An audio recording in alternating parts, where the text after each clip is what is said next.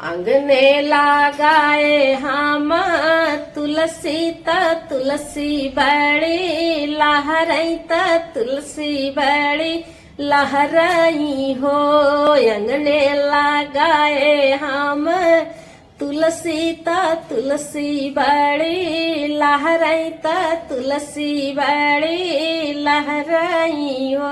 सखिया तुलसी के परी गबिया हवा त तुलसी गौने जई है त तुलसी गौने जई हई हो।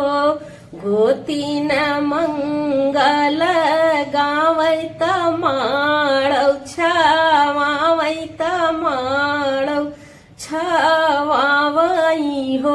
सखिया नाउन जे चौका पूरावै त काला साधारावै त काला साधारावई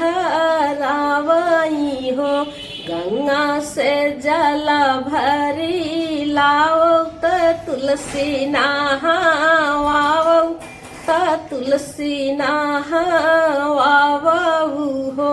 सखिया तुलसी के लागी गहर दिया त चुनरिया ओढ़ावौ चुनरिया ओढ़ावौ हो।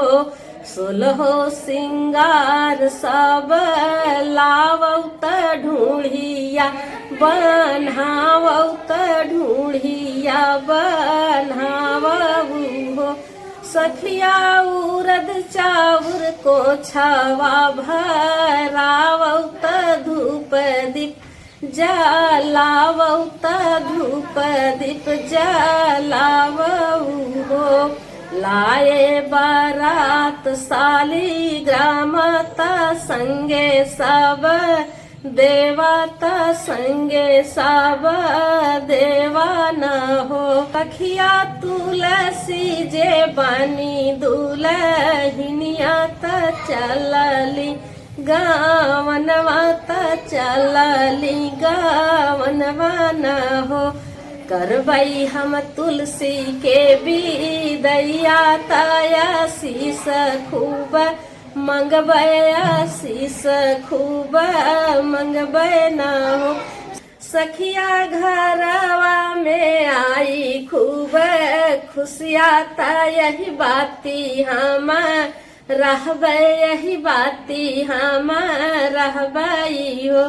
सखिया घरवा में आई खूब खुशिया त यही बाती हम रहबै यही बाती हम रहबै हो।